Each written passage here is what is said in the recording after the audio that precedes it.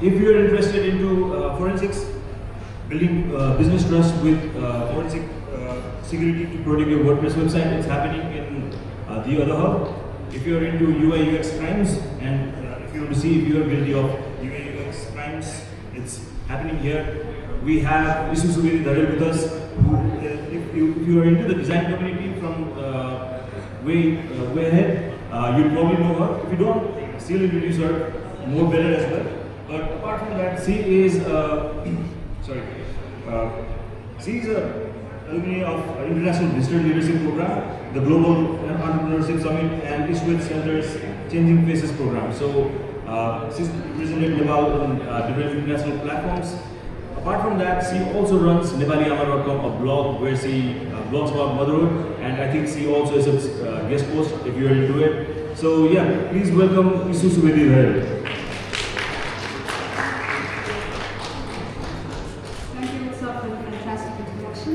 Hello everyone, I'm super excited to be here today. My name is Isusu Bharel. I'm a freelance conversion-focused designer. My web designs turns clicks into conversions. Over the past 12 years, I've worked with marketing agencies, startups, and even some seven-figure business coaches to design their websites, landing pages, sales funnels, and apps for conversions, engagement, and most importantly, a seamless user experience. Today, we're doing things a bit differently. Forget a long talk on the best practices of UI UX. We will be solving some UX crimes instead. Your website could be frustrating users and scaring away potential customers. So we will investigate, find the guilty ones, and fix them before they do more damage. There are some rules of the game that we will have to follow. First, I will read out a UI UX crime. You will decide if you're guilty or innocent. We will discuss why it's a crime and talk about the fixes for each of these crimes as well. Lastly, whoever has the least crimes wins bragging rights as a true UX angel. Now, if you're ready to find out if you are a true UX angel or a repeat troublemaker, I'd like to get this thing started. Are you ready to dive in? Yes! Alright. Presenting to you the very first crime, that is the mystery meat navigation case. Now, before the meat lovers here get very excited, this has nothing to do with actual meat. So, the mystery meat navigation case is what happens when a website uses vague icons instead of clear labels, confusing users about where to click. Now, if you look at this example here, when you look at it at a first glance, would you immediately know where to click or what these icons in the menu mean? Probably not, right? So, according to a study by the Nielsen-Norman Group, they found out that icons without labels reduce usability by 50% because users hesitate and click the wrong thing. So how do you fix it if you committed this crime? You always need to make sure that you add text labels or tooltips with your icons so that users don't play a guessing game. I really like these examples of Syllabi. It's an AI video generation tool. Look at how they placed an icon with a clear label and also a short description below each labels. And towards the right, we have Canva, which is known for its fantastic navigation. All right, moving on to the next crime, we have the mystery button incident. You're on a website, you're ready to take action, but the call to action button looks faded, disabled, and you're still looking for buttons and links to click. Look at this example here. Anyone guilty of this crime? No? You're hiding or holding from confession? No problem. So, how do you fix it if you're committing the crime? Your call to action button should always pop and never blend with the rest of the page. You can use contrasting colors so you just know where to click. You can additionally use hover effects or shadows to even make them stand out better. Alright, now the crime that offenses everyone. The endless pop-up offense. You visit a website, and within 5 seconds of your arrival, Pop, sign up to our newsletter. Pop, buy this or that. Pop, get 10% off. You just want to close the tab. Pop, wait, don't leave yet. At this point, you're dodging pop-ups like in a video game, right? Anyone doing this? I do know some online news portals who do this a lot, but I'm not calling them out today. But I'll share how you can fix these crimes, okay? You always need to space them out. Introduce pop-ups at appropriate times, not simultaneously or too soon after a user lands on the website. Think about the user behavior considerations as well. Deploy pop-ups based on user interactions. You want to use exit intent pop-up only when the user has arrived and it's been like 5 to 6 seconds. You never want to do it immediately. Alright, next up we have the plugin holders nightmare.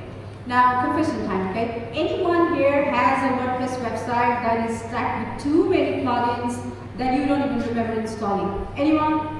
Raise your hand. Alright. So once it's clicked start, now too many plugins later, it runs slower than a sleepy sloth on a Monday morning. So what do you do? Always audit and remove unnecessary plugins. Stick to lightweight and essential ones. Remember, faster website leads to higher conversions. If the plugin does not boost speed and security, what do? In Elsa's language, let it go. Alright, next up we have the too many fonts violation. This one's for the font lovers out there, okay? Ever landed on a website where each section is screaming in a different font? Sans here, serif there, and script out of nowhere? Look at this example here. Doesn't this look like a font buffet gone wrong? It does. So, when you use too many fonts in your design, it gets hard to read. Your eyes get distracted and you can't focus, plus it looks terrible. So how do you fix it? Always stick to 2 to 3 complementary fonts. Use one for headline, one for body text, and maybe an accent font if you're feeling fancy. Remember, consistent typography in web means clean, professional, and easy to read. Alright, moving on to the next crime, we have everyone's favorite, the stock photo disaster. Alright, so you go to a company's meet the team or about page, you're excited to see real people behind the action, but who do you see? Some Chad and Becky from Unsplash or Pixels or stock photos. Alright, now imagine a company called Best Web Design Nepal. Now the employees here look like they just walked out of a Silicon Valley startup. Spoiler alert, nobody even works there. Anyone doing the same? Alright. So how do you fix it? Use real-time team photos. Doesn't matter if it's a small group picture from your office.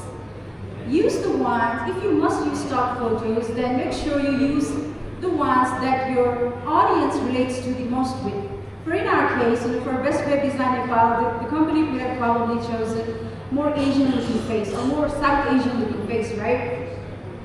And make sure that the photos are consistent. You don't want to show brown people in one section and Asian looking people in another section. So yeah, stick to consistent ones. And remember, this is a trust killer actually. Remember, you should stick to core values that authenticity leads to trust and trust leads to conversions. Next up, we have a crime that pushes away your potential leads. The contact forms that ask for too much information. Some of these forms, actually feel like interrogation. They be asking for your mother's maiden name, your pet's name, email, and then again, best email. What are we signing for? Are we signing for a service or a secret agency? So, there are some studies that show that how long that is. According to a study conducted by WB Forms, reducing the form fields from 4 to 3 fields can increase conversion rates by almost 50%. Also, a study by 99 robots indicates that limiting a contact form to 4 fields could increase form submissions by 160%. So what do these numbers suggest? It suggests that we should only ask for essential information in our forms. Ask for name, email, or maybe one more. Keep it shorter and watch those conversions rise. Alright, next up we have the 404 page of doom. You land on a website, you click on the link, and bang, page not found.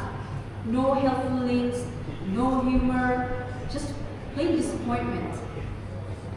A dull 404 page can frustrate users, and if they click a dead end, it may seem that they may never come back to your site. They will bounce straight to your competitor's website instead. Anyone here has a similar 404 page? Criminals. So how do you fix it? Make a fun 404 page. Include some useful information. Include links back to helpful pages.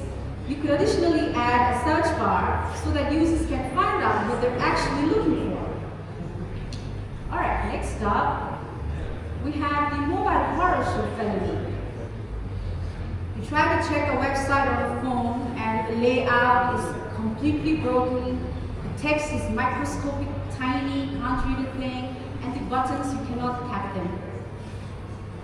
Anyone here who has a website that is completely broken on a phone?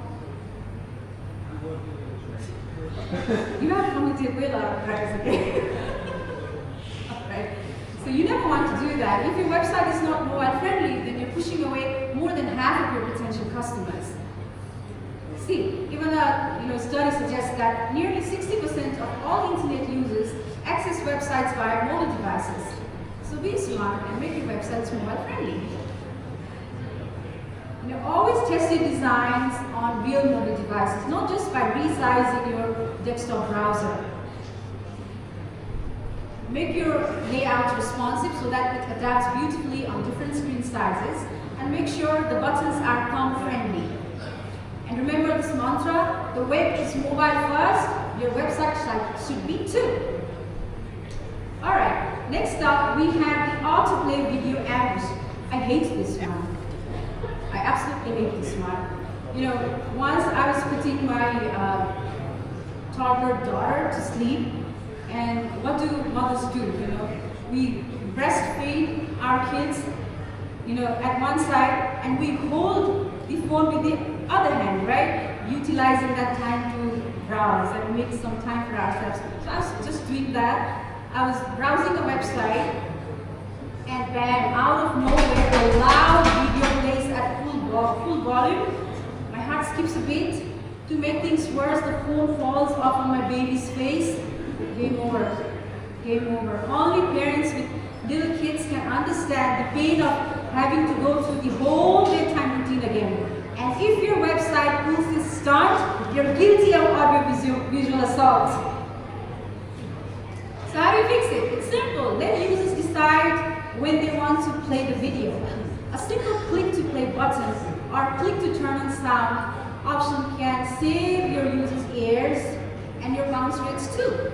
I really like example of Russell Brunson. He's co-founder of ClickFunnels. He does this with all of his funnels. He has this click to turn on sound on all of his videos. This right there is a lifesaver. Alright, next up we have infinite drop-down menu disaster. Now you visit a website. You try to click on a link on the navigation. You scroll down. What do you see? You get another sub-menu, and then another. It's like you're navigating a never-ending staircase to nowhere. Alright, so how do you fix it? Okay, keep menus simple. Use clear categories. And if you have lots of options, make use of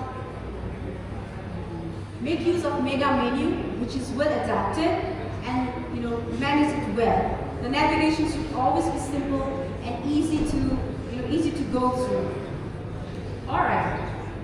Next up, we have the font size of the incident. Now you visit a website and the copies are so tiny you have to squint and then strain your eyes. You never want to do that. Never want to do that. Your text should be easy to read. Make your copies at least 16 pixels in size so that users can read without having to strain their eyes. Alright, now this was the last crime that we'll be investigating today. This is the low contrast, high bounce rate tragedy. Light gray on light blue, light gray on gray. What are we doing? Are we designing for ninjas in stealth mode? Because regular users or colorblind users can't see a thing. Now this is a serious problem, okay? 1 in 12 men and 1 in 200 women are colorblind.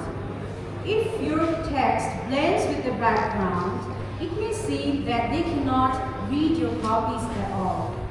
So make sure that you use high contrast colors in your designs. Now, Figma recently launched this feature within their color tools recently, so you can check for accessibility, color accessibility within Figma, or you can also use colorblind simulation tools. Alright, so we've seen enough today. Disappearing buttons, enough pop-ups to make a browser cry. But the real question is, how guilty is your website? Alright. Now raise your hand if you got 0 to 2 guilty points. Anyone? Alright. Look at you, setting the standards high. Your website is clean, functional, and users probably send you thank you notes. Good job. Alright. Now, the ones with 3 to 5 guilty points. Anyone? 3 to 5 guilty points? Alright, not too bad, not too bad. But you might want to clean up a few things before users start getting frustrated. Alright. Now, anyone in the house with 6 to 8 guilty points? You are a UX troublemaker. You are guilty of multiple violations. It's time for major UX overhaul before your visitors start running for the exit to a competitor's site. Now, 9 to 10 guilty points. Anyone? In case you are hiding and holding from confession, you should know that you are UX public enemy number 1. But hey, the good news is there's no way to go but up, right? Alright, so before I go, I want to make sure that you guys have my lessons instilled in your head, okay? Now, we will do a fun repeat after me. I will say a good UX is, and you guys will say the law, alright? I want you guys to be very loud, okay? Especially the ones in the second and third row. Alright. The good UX is? The law. Repeat. A good UX is? The law. Alright. I will say a bad UX is, and you guys will say a crime, alright? The bad UX is? Crime. Bad UX is? Crime. Alright. Now I will say, how do we fix it? No, sorry. I will say, what are we going to do about it? Alright. What are we going to do about it? Fix it. What are we going to do about it? Fix it. You guys are now official UX crime fighters. Thank you so much for your time, guys.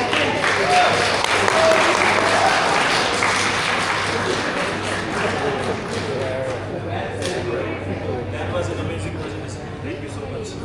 And so criminals out here, I hope you enjoyed being a criminal, right?